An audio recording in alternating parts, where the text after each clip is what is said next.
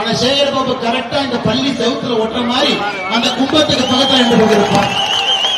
ஏன் KN நேரு மீது அதே மாதிரி சட்டை பிடிக்கிறது வெளியே கூட்டிட்டு வந்து ஜீப்ல உட்கார வச்சா தமிழ்நாடு லஞ்சம் இல்லாத ஒரு மாநிலமாக எப்பொழுதே மாறி இருக்கிறதா?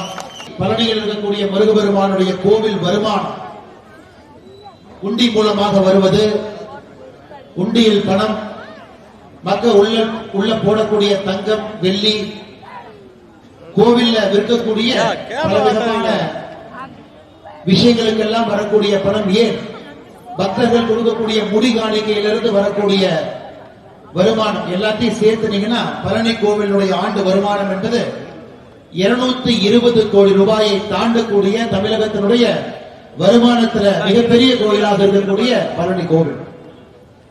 பக்கத்தில் சுற்றுலா தலமாக இருக்கக்கூடிய கொடைக்கானல் ஒரு ஆண்டுக்கு 25 லட்சத்திலிருந்து 40 லட்சம் வரை காலத்தை பொறுத்து அத்தனை நண்பர்கள் வெளியே இருந்து வரக்கூடிய கொடைக்கானல் பகுதி. எதை அடிப்படையாக வைத்து பார்த்தாலும் கூட பழனி வேறொரு மாநிலத்தில் இந்தியாவில் இருந்திருந்தால் இன்னார் அது ஒரு மாவட்டமாக நிச்சயமாக பிரித்தெடுத்திருப்பார். இத்தனை ஆண்டு காலமாக கோரிக்கை வைத்தும் தொடர்ச்சியாக பேசியும் 2021 சட்டமன்ற தேர்தலில் திராவிட முன்னேற்ற கழகத்தினுடைய இன்றைய சட்டமன்ற உறுப்பினராக இருக்கக்கூடியவர் நிச்சயமாக இதை மாவட்டமாக பிரிப்போம் என்று சொல்லியும் இன்றைய முதலமைச்சராக இருக்கக்கூடிய ஐயா மு.க. ஸ்டாலின் அவர்கள் வாக்குறுதி கொடுத்தும் கூட இந்த போராட்டத்தை இந்த நேரத்தில் நடத்த வேண்டிய கட்டாயம் நமக்கு இருக்கிறது. அருமை சொந்தங்களே, அது மட்டும் இல்ல, பெரிய அளவில் பெண்கள் வந்திருக்கின்றார்கள், விவசாய பெருமக்கள் வந்திருக்கின்றார்கள், வேலையெல்லாம் முடித்துவிட்டு சாயங்காலம் வந்திருக்கிறீங்க. காரணம் என்னன்னா தமிழகத்தில் 39 மாவட்டமாக ஒரு மாவட்டம் வர வேண்டும் என்றால் முழு தகுதியும் இருக்கக்கூடிய அந்த பழனி வர வேண்டும் என்கின்ற ஒற்றை நம்பிக்கையில் நின்று கொண்டிருக்கின்றோம். நம்முடைய போராட்டம் என்பது ஆளும் கட்சியை திராவிட முன்னேற்ற கழகத்தை எதிர்த்து இருந்தாலும் கூட நம்முடைய போராட்டம் எல்லா அரசியல் கட்சிக்கும் கூட ஒரு கவன ஈர்ப்பு போராட்டமாக நடத்தி கொண்டிருக்கின்றோம். எனக்கு பெரும் நம்பிக்கை இருக்கிறது. இந்த போராட்டத்திற்கு பிறகு ஆளுகின்ற திராவிட முன்னேற்ற கழகம் நிச்சயமாக வருகின்ற 30 நாட்களுக்குள்ள மார்ச் 5ஆம் தேதிக்கு முன்பாகவே பழனியை ஒரு மாவட்டமாக அறிவிப்பார்கள் என்கின்ற முழு நம்பிக்கை எனக்கு இருக்கு. இல்லை என்றால் இந்த சட்டமன்ற தேர்தலில் போட்டியிடுகின்ற தகுதியை கூட அவர்கள் இழந்து விடுவார். போட்டியிடுகின்ற தகுதியை கூட எப்பவுமே கேட்பாங்க, எதுக்கு மாவட்டமா கொடுக்கணும்? எனக்கு நீங்க பாருங்க, தமிழகத்தினுடைய 38வது மாவட்டமாக பிரிக்கப்பட்ட மயிலாடுதுறையை பொறுத்தவரை 3 சட்டமன்ற தொகுதிகள் இருக்கிறது. மயிலாடுதுறை சட்டமன்ற தொகுதி, பூம்புகார், சீர்காழி 3 சட்டமன்ற தொகுதி இருக்கக்கூடிய மயிலாடுதுறை மாவட்டம். அதற்கு முன்பு பிரிக்கப்பட்ட மாவட்டத்தை பாருங்க, அரியலூர். அரியலூரை பொறுத்தவரை 2 சட்டமன்ற தொகுதிகள் இருக்கக்கூடிய மாவட்டம் அரியலூர், ஜெயங்கொண்டம். பெரம்பலூர் மாவட்டத்தை பாருங்க, 2 சட்டமன்ற தொகுதி இருக்கக்கூடிய மாவட்டம் பெரம்பலூர், குன்னம் 2 சட்டமன்ற தொகுதி. ஆனா இந்த திண்டுக்கல் மாவட்டத்தை எடுத்துக்கிட்டீங்கன்னா 7 சட்டமன்ற தொகுதி. தமிழகத்தில் அதிகப்படியான சட்டமன்ற தொகுதிகள் இருக்கக்கூடிய சில மாவட்டத்தில் திண்டுக்கல்லும் ஒன்று. நம்முடைய பழனியாக இருக்கட்டும், வேடசந்தூராக இருக்கட்டும், ஒட்டஞ்சத்திரமாக இருக்கட்டும், திண்டுக்கல்லாக இருக்கட்டும், ஆத்தூராக இருக்கட்டும், நிலக்கோட்டையாக இருக்கட்டும், 7 சட்டமன்ற தொகுதிகள் இருக்கக்கூடிய ஒரு மிகப்பெரிய மாவட்டம். பழனியில் இருந்து திண்டுக்கல் ஆட்சியர் அலுவலகத்துக்கு செல்ல வேண்டும் என்றால் ஏறத்தாழ 75 100 கிலோமீட்டர். ஒரு கிராமத்தை பொறுத்து அவ்வளவு. நியாயமான நேர்மையான ஒரு கோரிக்கைக்காக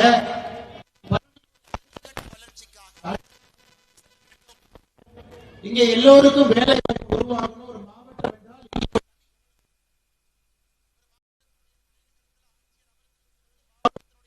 என்றால் காவல்துறை கண்காணிப்பு பொழுது அந்த மாவட்டத்தினுடைய அந்தஸ்து என்பது ஒரு தனிப்பட்ட அந்தஸ்தாக இருக்கு.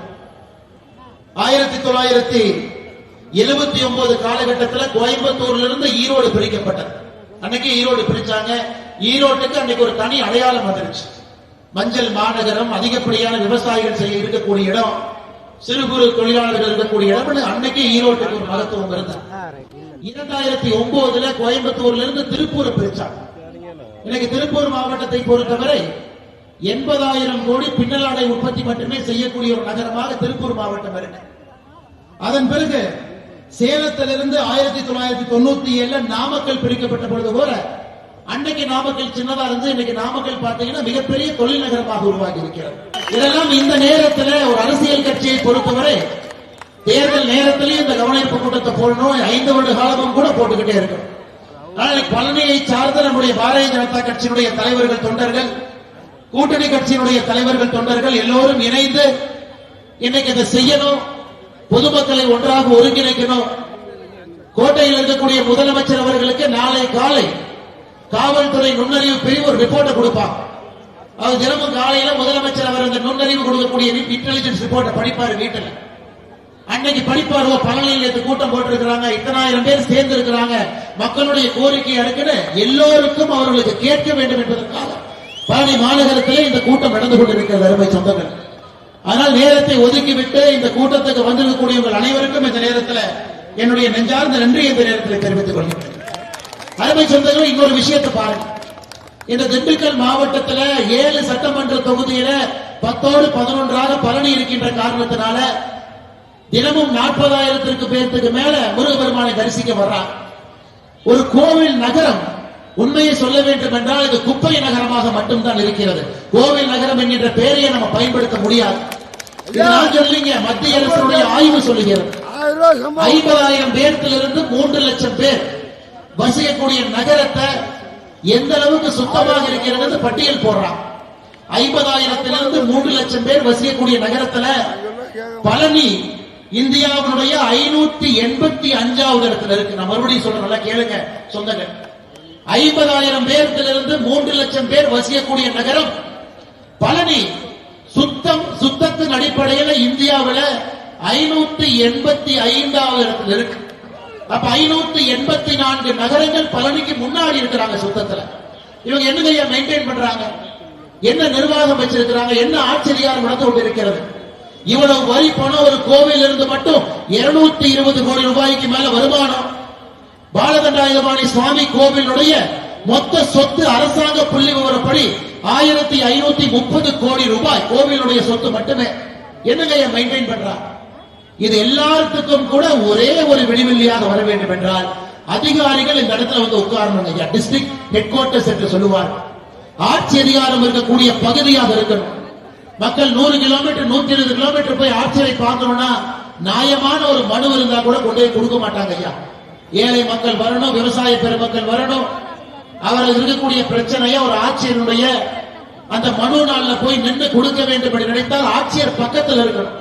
யாரும் முதலமைச்சரை பார்க்க முடியாது. யாரும் இங்க கிடைத்திருக்கக்கூடிய அமைச்சர்கள் 2 பேர் இருக்கிறாங்க, யாருமே அவங்களை பார்க்க முடியாது. கொள்ளையடிப்பதிலே நம்பர் 1 நம்பர் 2 அமைச்சராக இருக்கின்றார்களோ தவிர சேவை செய்வதிலே இந்த பழனி பகுதியை சார்ந்த திண்டுக்கல் பகுதியை சார்ந்த 2 அமைச்சர்களும் எந்த பட்டியலுமே இல்லை. இதற்கெல்லாம் பழனியை பொறுத்தவரை ஒரு பெருமை, ஒரு திமிரு, ஒரு முறுக்கு நமக்கு இருக்கு. தமிழ்நாட்டில் எந்த பகுதி, இந்தியாவில் எந்த பகுதியாக இருந்தாலும் பழனி கோவில்ல இந்த மண்ணில் அவங்க கால் பட்டு. அப்படி இருக்கும் பொழுது குறைந்தபட்சமாக நீங்கள் கேட்பது ஒரு மாவட்டமா மாற்றி கொடுங்க. இல்ல 3 சட்டமன்றத்தை வைக்க மாட்டோம், 2 சட்டமன்றம் இருக்கக்கூடிய 2 மாவட்டங்கள் தமிழகத்தில் இருக்கு. கடைசியாக பிரிக்கப்பட்ட மாவட்டம் 38வது மாவட்டத்திற்கு 3 சட்டமன்றம் இருக்கு. திண்டுக்கல்லை பொறுத்தவரை 7 சட்டமன்றம் இருக்கு. 2 5 பிரிங்க, 3 4 பிரிங்க, 2 மாவட்டமா பிரித்தால் 2 மாவட்டமும் வேகமாக வளரும். இன்னைக்கு தமிழகத்தில் நம்பர் 1 மாவட்டம் எதுக்கு ஐயா? அந்த மாவட்டத்தினுடைய உற்பத்தி திறனை வைத்து கணக்கு போட்டீங்கன்னா தமிழகத்தினுடைய நம்பர் 1 மாவட்டம் என்பது கோயம்புத்தூர் மாவட்டம். சென்னையை விட சென்னை 3வது இடத்துல இருக்கு. கோயம்புத்தூருடைய மொத்த உற்பத்தி திறனை பார்த்தீங்கன்னா 1,80,000 கோடி ரூபாய். அந்த மாவட்டத்தினுடைய மொத்த உற்பத்தி திறன் என்பது 1,80,000 கோடி ரூபாய். 1212 கல்லூரிகள் கோவை மாவட்டத்துக்குள்ள இருக்கு. உற்பத்தி திறன்ல நம்பர் 1 ஐயா. திண்டுக்கல் மாவட்டத்தினுடைய உற்பத்தி திறன் 37,700 கோடி ரூபாய். கோயம்புத்தூர் 1,80,00,000, திண்டுக்கல் 37,000 கோடி. ஒரு அரசுடைய கவனம் எப்படி இருக்கும்? முதல்ல இருக்கக்கூடிய மாவட்டத்தை இன்னும் மேல கொண்டு போகணும், பின்னாடி இருக்கக்கூடிய மாவட்டத்தை முதல்ல கொண்டு வர்றதுக்காக யோசிக்கணும். 7 சட்டமன்ற தொகுதி இருக்கக்கூடிய மாவட்டத்தை 2ஆக உடைத்து 2 மாவட்டத்திற்கும் தனித்தனி அதிகாரிகளை போட்டு அந்த மாவட்டத்தினுடைய வளர்ச்சியை வேகப்படுத்துவதற்கு மட்டும்தான் யோசிக்கணும். கலைஞர் கருணாநிதி எங்க பிறந்தாரு மாவட்டம், எங்க வாழ்ந்தாரு மாவட்டம். கலைஞர் கருணாநிதி எங்கெல்லாம் சட்டமன்றத்தில் போட்டியிட்டாரோ மாவட்டம். இப்படித்தான் திராவிட முன்னேற்ற கழகத்தை பொறுத்தவரை மாவட்டங்களை பிரித்திருக்கின்றார்களோ தவிர அங்க இருக்கக்கூடிய உற்பத்தி திறனும் அந்த மக்களுடைய கோரிக்கையும் அந்த பகுதியினுடைய வளர்ச்சியும் இந்த அடிப்படையில் விஞ்ஞான ரீதியில் எந்த மாவட்டமே பிரிக்கப்படவில்லை. அருமை சொந்தங்கள், அதனால் திண்டுக்கலை பொறுத்தவரை உற்பத்தி திறன் கோடி ரூபாய். இது 2 பொழுது 20,000 கோடி 17,000 கோடி இருக்கு. 20,000 கோடி உற்பத்தி திறனை எப்படி 1 லட்சம் கோடி ஆக்குவது? அவங்க அரசு அளவுக்கு தகுதியானவர். அவங்க அரசு என்ன நடக்குதுன்னே தெரியாத ஒரு முதலமைச்சர், என்ன நடக்குதுன்னே அவருக்கு தெரியாது. காலையில வாக்கிங் போறாரு, யாராச்சும் வாக்கிங் போகும்போது ஆப்போசிட்ல வந்தீங்கன்னா அப்படியே கப்புன கோயிலுங்கிற மாதிரி முதலமைச்சர் அமைச்சு ஒரு போட்டோ ஷூட்டிங் எடுத்து போட்டுருவார். முதலமைச்சர் நீங்கள் பார்க்க வேண்டும் என்றால் சென்னையில் இருக்கக்கூடிய செம்மொழி பூங்கால டிக்கெட் வாங்கி காலையில வாக்கிங் பண்ணிட்டு ஒரு கண்ணில் பட்டா மட்டும்தான் உண்டு. அதை தவிர முதலமைச்சரை சாமானிய மனிதர் எங்க போய் பார்க்க முடியுங்க? நீங்களே சொல்லுங்க. உங்களை குற்றம் குறைகளை எங்கே சென்று சொல்ல முடியும்? ஆனா இந்த பகுதியினுடைய 2 அமைச்சர்கள் அங்க பெரியசாமி அவர்கள் இருக்கின்றார்கள்.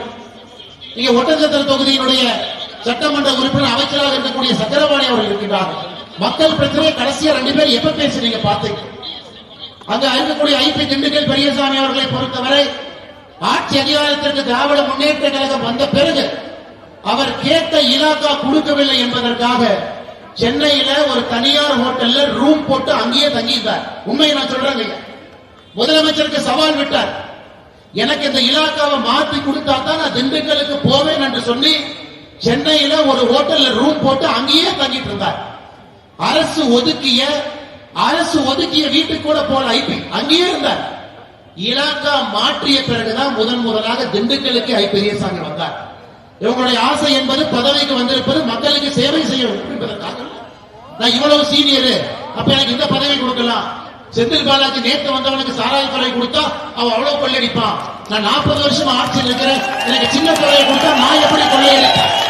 எனக்கு திராவிட முன்னேற்ற கழகத்துடைய அமைச்சர்களை பார்த்தீங்கன்னா கொள்ளையடிப்பதற்கு பெரிய மந்திரி கொடுத்தீங்கன்னா அதை வாங்கிக்கும். அவங்க எப்படி மக்களுடைய பிரச்சனையும் அக்கறை எடுத்து நல்ல கல்வி ஆதாரத்தை கொடுக்கணும், இந்த மாவட்டத்தை வளர்த்தணும், உற்பத்தி திறனை பெருக்கணும், தொழிற்சாலைகளை கொண்டு வரணும். இளைஞர்கள், பழனியை சார்ந்த இளைஞர்கள் எங்கெல்லாம் வேலைக்கு போறாங்க, பெங்களூர் போறாங்க, சென்னை போறாங்க, இந்தியா முழுவதும் சுத்திக்கிட்டு இருக்கிறாங்க. ஆனா இந்தியாவிலிருந்து அத்தனை பேர் பழனிக்கு வர்றாங்க. அதனால அருமை சொந்தங்களை, இந்த முறை இந்த போராட்டத்தை முடிவு கொண்டு வர மறுபடியும் 5 வருஷம் போராடுவோம், மறுபடியும் 2027 போராடுவோம், மறுபடியும் 2031 சட்டமன்ற தேர்தல் வரும்பொழுது மறுபடியும் கவன ஈர்ப்பு கூட்டம் போடுவோம் என்கின்ற கூட்டம் இதாக இருக்கக்கூடாது. இந்த முறை இந்த போராட்ட நிறைவுக்கு வரணும். மிக ஆக்ரோஷமாக களத்தில் இருக்க வேண்டும். 2026 சட்டமன்ற தேர்தலுக்கான நாள் அறிவிப்பதற்கு முன்பாகவே பழனி தனி மாவட்டமாக பிரிக்கப்பட்டிருக்க வேண்டும் என்பதில் நாம் உறுதியாக ஒருங்கிணைப்பாக நாம் இருக்கிறோம். இதுதான் பாரதிய ஜனதா கட்சி, நம்முடைய தேசிய ஜனநாயக கூட்டணியுடைய நம்முடைய கட்சி தலைவர்கள், தொண்டர்கள் சேர்ந்து நடத்தக்கூடிய ஒரு போராட்டமாக இருக்கக்கூடாது. பொதுமக்களும் அதிக அளவில் பங்கேற்கும். இந்த கையெழுத்து இயக்கத்தை இன்றைக்கு நம்முடைய கட்சி தலைவர்கள் துவங்கும் பொழுது பொதுமக்கள் நீங்க கையெழுத்து போடும். ஒரு முதலமைச்சருக்கு தெரியணும், பழனியை பொறுத்தவரை 5 லட்சம் 10 லட்சம் 5 லட்சம் பேர் கையெழுத்து போட்டிருக்கிறார். அது மக்களுடைய எண்ணமாக இருக்கிறது. ஒரு அரசியல் கட்சி கூட்டம் போட்டாங்க, 10,000 பேர்த்திட்ட கையெழுத்து வாங்குறாங்க, அது முடியக்கூடாது. அதனால பழனி பகுதியில் இருக்கக்கூடிய எல்லா அன்பு சொந்தங்களுக்கும் கூட என்னுடைய அன்பான வேண்டுகோள், இந்த கையெழுத்து இயக்கத்தில் நீங்க பங்கு பெறணும், கையெழுத்து போடணும். இந்த கையெழுத்து போட்டு முடிக்கப்பட்ட பிறகு நம்முடைய ஆண்புமிகு ஆளுநரை அவரை சந்தித்ததை கொடுக்கணும்.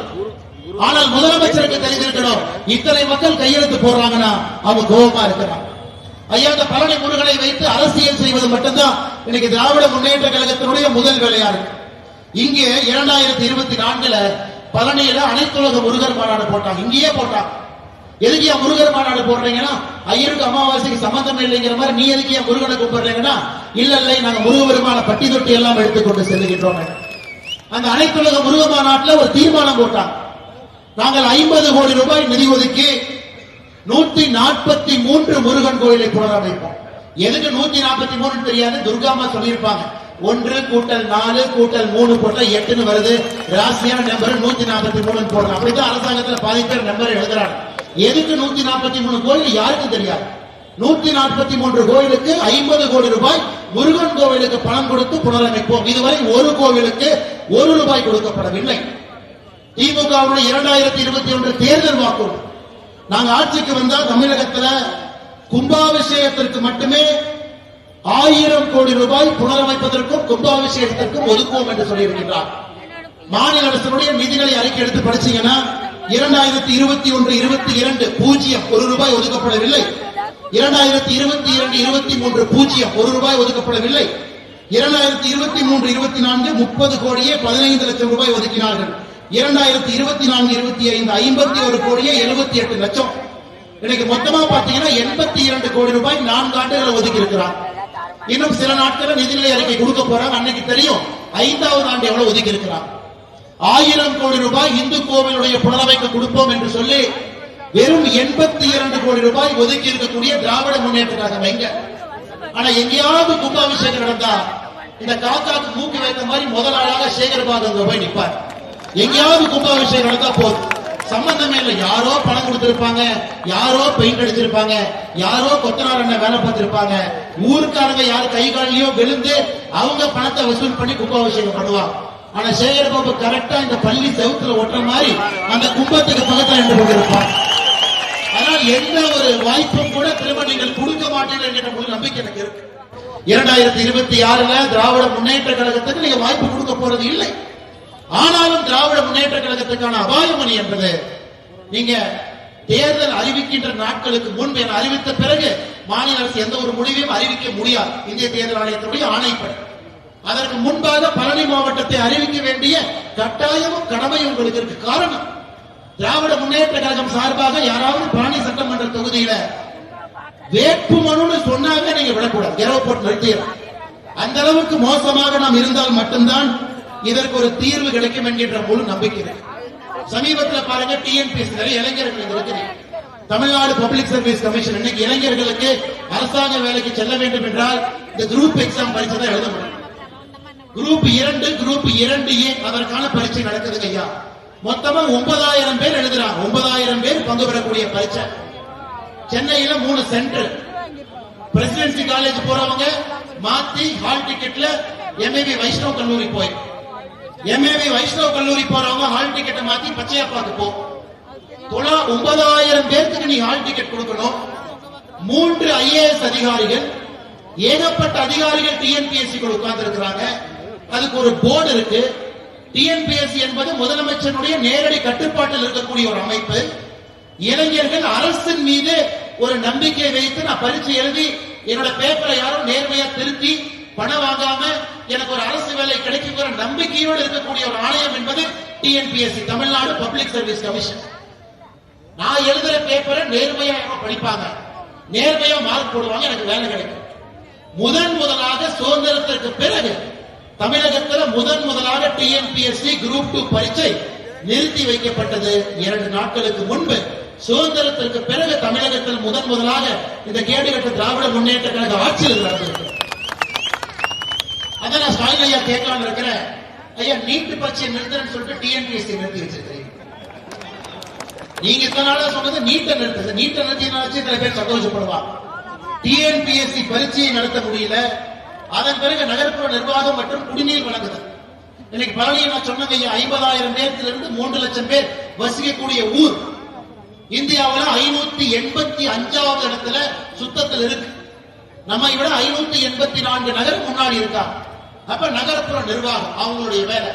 நகர்ப்புற நிர்வாகம் என்ன வேலை செய்யறாங்க பார்த்தா, அந்த துறையினுடைய அமைச்சர் KN நேரு அவர்கள் மீது ஆதாரப்பூர்வமாக 3 ஊழல் புகாரை இடி என்போர்ஸ்மென்ட் டைரக்டரேட் சொல்றாங்க. 888 கோடி ரூபாய் நீங்க பணம் வாங்கிக்கிட்டு நீங்க வேலை கொடுத்தீங்க. அதுல 888 கோடி ரூபாய் லஞ்சம் வாங்கியிருக்கீங்க.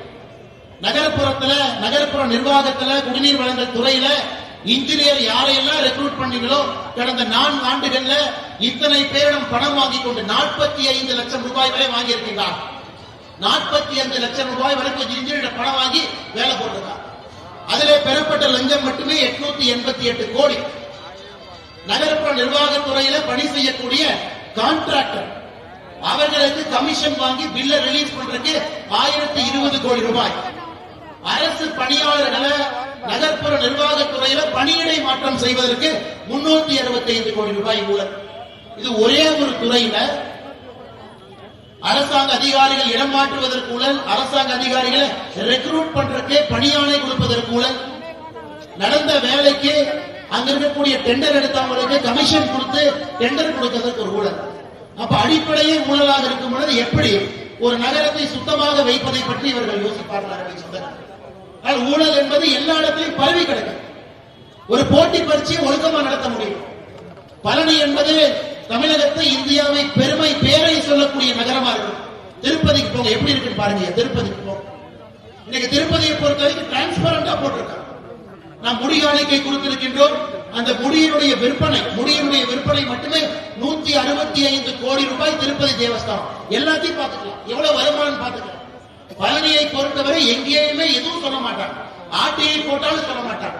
220 கோடி வருமானம் என்று நீ கணக்கு போனா 30 ஆட்டையை போட்டு தனித்தனியா வாங்கி மொத்தமா சேர்த்துனா தான் 220 கோடி.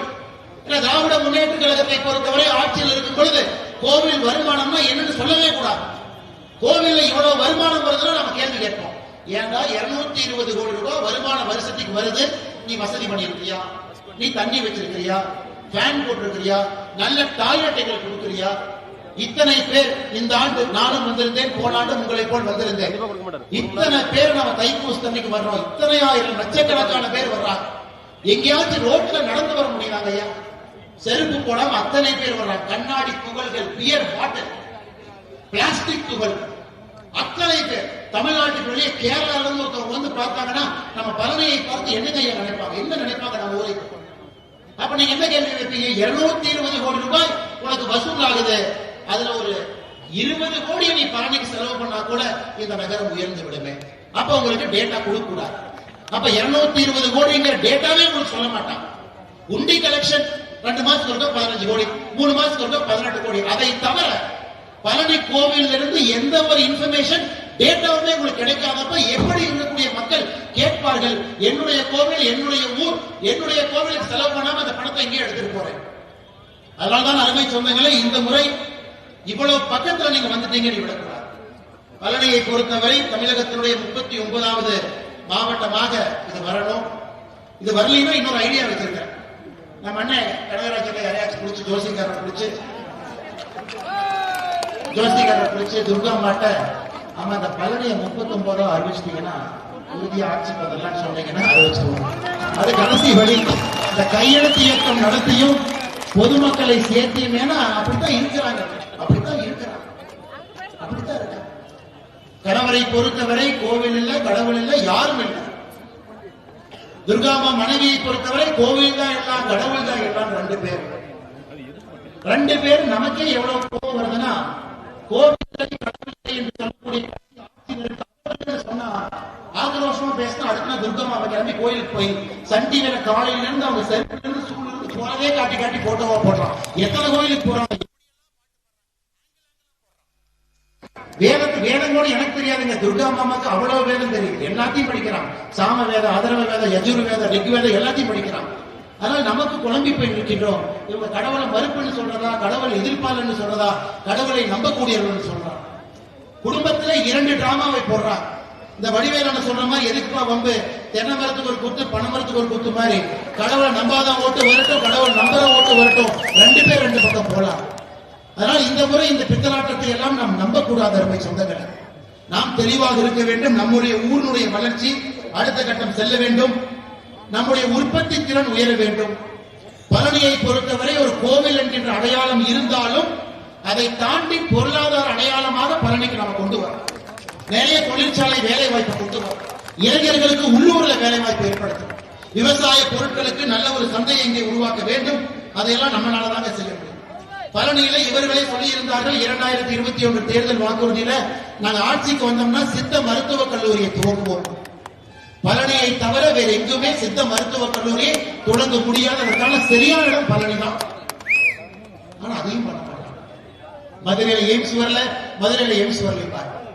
எய்ம்ஸ கொடுத்து, ஆனா முதலமைச்சர் இதுவரை எய்ம்ஸ் பக்கம் கூட போனது.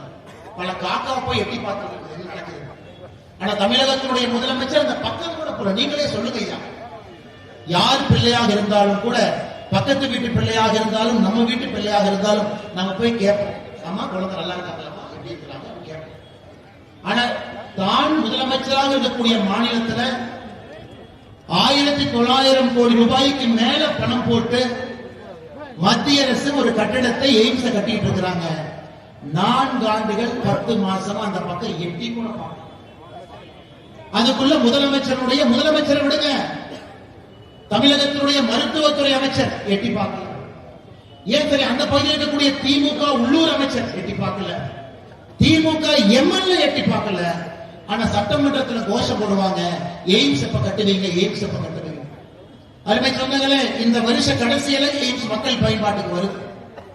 இந்த வருட கடைசியில் இந்தியாவில் புதுடெல்லிக்கு வெளியே இரண்டாவது பெரிய எய்ம்ஸாக நம்முடைய மதுரை இருக்க போகிறது.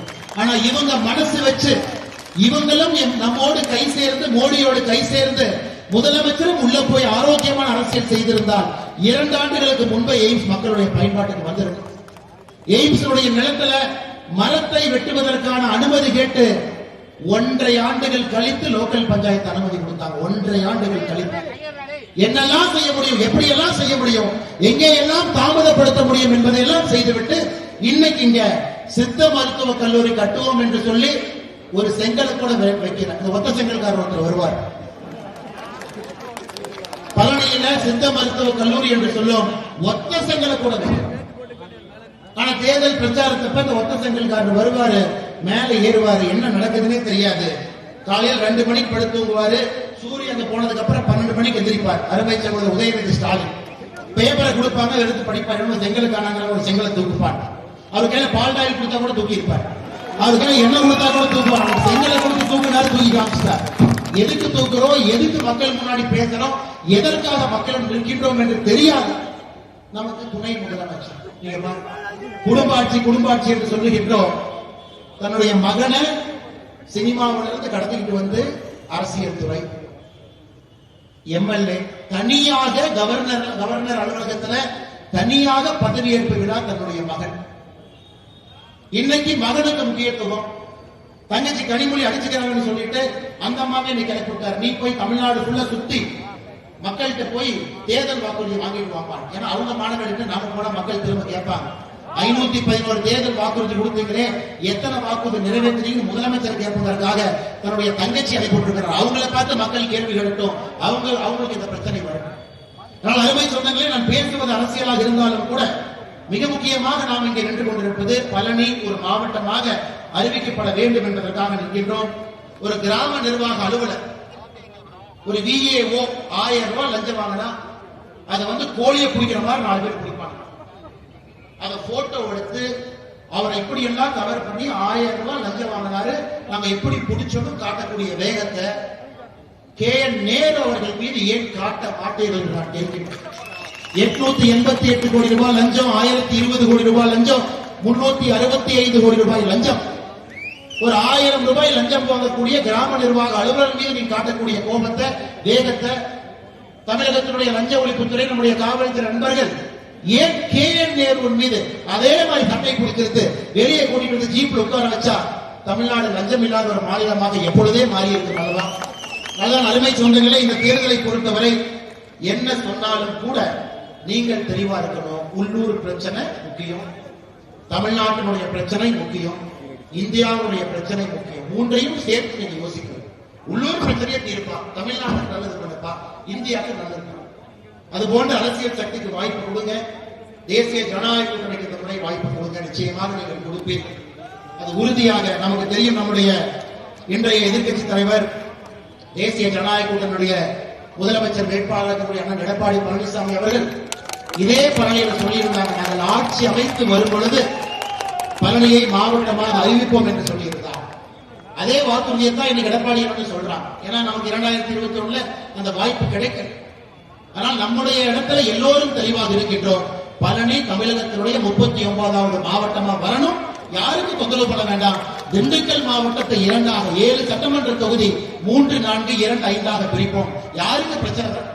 நம்ம தேவையில்லாம போய் இவங்க மேல கை வச்சா இல்ல நான் கோயம்புத்தூர் இருந்துக்கிறேன், நான் வரல, நான் திருப்பூர் இருந்துக்கிறேன், வரல, யாருக்கும் பிரச்சனை வேண்டாங்க. இங்கேயே 7 சட்டமன்றத்தை 2ஆ பிரிப்போம், 2ஐயும் வளர்ப்போம், 2ஐயும் 1 லட்சம் கோடி கொண்டு போவோம், 2னுடைய உற்பத்தி திறனை வளர்ப்போம். அப்படித்தான் நம்முடைய சிந்தனை இருக்க வேண்டும் என்று சொல்லி மிக அற்புதமான இந்த கூட்டத்தை நடத்தி கொண்டிருக்கக்கூடிய, இந்த கூட்டத்தை தலைமை தாங்கி கொண்டிருக்கக்கூடிய பழனி சட்டமன்ற தொகுதியினுடைய பாரதிய ஜனதா கட்சியினுடைய அமைப்பாளராகவும் முன்னாள் மாவட்ட தலைவராக இருக்கக்கூடிய அருமை சகோதரர் இந்த பழனி கனகராஜ் அவர்கள்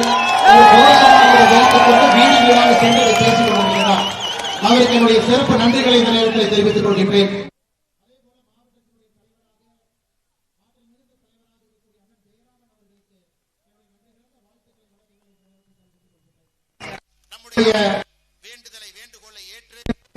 இந்த கூட்டத்தில் தங்களுடைய தொண்டர்களோடு பங்கு பெற்றுக் கொண்டிருக்கக்கூடிய எல்லா நம்முடைய கூட்டணி கட்சியினுடைய தலைவர் இன்று கொண்டிருக்கின்றார்கள். அம்மா மக்கள் முன்னேற்ற கழகத்தினுடைய மாவட்ட செயலராக இருக்கக்கூடிய அண்ணன் நல்லசாமி அவர்களும் அவருடைய தொண்டர்களுக்கும் நன்றியை தெரிவித்து, பாட்டாளி மக்கள் கட்சியினுடைய மாவட்ட செயலர் வைரமுத்து அவர்களுக்கும் தொண்டர்களுக்கும் நன்றி தெரிவித்து, தென்னிந்திய பார்வர்ட் பிளாக் தொண்டர்கள் இன்று கொண்டிருக்கின்றார்கள். மாநில துணை செயலர் அண்ணன் சபரி அவர்களுக்கும் தொண்டர்களுக்கும் நன்றி கலந்த வாழ்த்துக்களை வழங்கி தெரிவித்து, இந்திய ஜனநாயக கட்சியினுடைய மாவட்ட செயலர் அண்ணன் அல்தாப் ரகுமான் அவர்களுக்கு நன்றி கலந்த வாழ்த்துக்களை வழக்கங்களை தெரிவித்து, பாரதிய ஜனதா கட்சியினுடைய மூத்த தலைவர்கள் மிக கடுமையாக உழைக்கக்கூடிய தலைவர் என்று கொண்டிருக்கிறார்கள். மாநில செயற்குழு உறுப்பினர் அண்ணன் எஸ் கே பழனிசாமி அவர்களுக்கும் தேசிய பொதுக்குழு உறுப்பினர் அண்ணன் திருமலை சாமி அவர்களுக்கும் என்னுடைய நன்றி கலந்த வாழ்த்துக்களை வழக்கங்களை தெரிவித்துக் கொள்கின்றேன். விஎச்பியினுடைய மாநில செயலாளராக கடுமையாக இந்த பகுதியில் போராடி கொண்டிருக்கக்கூடிய அருமை சகோதரர் செந்தில் அவர்களுக்கும் என்னுடைய நன்றி கலந்த வாழ்த்துக்களை வழக்கங்களை தெரிவித்துக் கொள்கின்றேன். எஸ்டி அணியினுடைய மாநில செயலாளர் மஞ்சப்பன் அவர்களுக்கும் என்னுடைய நன்றி கலந்த வாழ்த்துக்களை வழக்கங்களை தெரிவித்துக் கொள்கின்றேன். அதே போல வரவேற்பை நல்கிவிட்டு இங்கே மிக அற்புதமாக நம்மை ஒருங்கிணைத்து வழிநடத்திக் கொண்டிருக்கூடிய மாவட்டத்தினுடைய பொதுச்செயலர் அருமையான செந்தில்குமார் அவர்களுக்கு நன்றி கலந்த வாழ்த்துக்களை தெரிவித்துக் கொள்கின்றேன். பழனி நகரினுடைய தலைவராக இருந்து இப்படிப்பட்ட ஒரு கூட்டத்திற்கு பெரிய ஒரு ஊன்றுகோலாக இருக்கக்கூடிய அண்ணன் அனந்தகுமார் அவர்களுக்கும் நன்றி கலந்த வாழ்த்துக்களை வழக்கத்தை தெரிவித்துக் கொள்கின்றேன். ஒன்றிய தலைவர் பழனி கிழக்கு பிரகாஷ் அவர்களுக்கும், ஒன்றிய தலைவர் பழனி மேற்கு கவிதா சிவகுமார் அவர்களுக்கும், மாவட்ட துணைத் தலைவர் ரஞ்சிதம் அவர்களுக்கும், மாவட்ட துணைத் தலைவர் மதன்குமார் அவர்களுக்கும், மாவட்ட பொருளாளர் ஆனந்த் அவர்களுக்கும், மாவட்ட செயலாளர் ஜெய் கணேஷ் அவர்களுக்கும், மாவட்ட செயலாளர்கள் ஸ்ரீகலா பரமேஸ்வரி அவர்களுக்கும், இந்த மேடையில் இருக்கக்கூடிய எல்லா பாரதிய ஜனதா கட்சியின் அற்புதமான தொண்டர்களுக்கும், நன்றியுரை வழங்குவதற்கு தயாராக இருக்கக்கூடிய மாவட்ட செயலர் அருமை சகோதரர் ஸ்ரீதர் அவர்களுக்கும், மிக முக்கியமாக சகோதரிகள் இங்கே நேரத்தை கொடுத்து அதை பற்றி கவலைப்படாம நிகழ்ச்சியை முடித்துவிட்டு 10 மணிக்கு வீட்டுக்கு போனாலும் பரவாயில்லை வந்திருக்கக்கூடிய தாய்மார்களுக்கும் சகோதரிகளுக்கும் பாதத்தை தொட்டு வணங்கி என்னுடைய சிறப்பு நன்றிகளை தெரிவித்துக் கொள்கின்றேன். அதே போல பாரதிய ஜனதா கட்சி கூட்டணி கட்சியினுடைய எல்லா தொண்டர்கள் வென்று கொண்டிருக்கின்றார், பத்திரிகை நண்பர்கள் வந்திருக்கின்றார். இந்த கடையில் இருக்கக்கூடிய சொந்தக்காரங்க எல்லாமே கடையில் இருந்து வெளியே வந்து தன்னுடைய காதுகளை கொடுத்து அவர்களும் கேட்டுக் கொண்டிருக்கின்றார்கள்.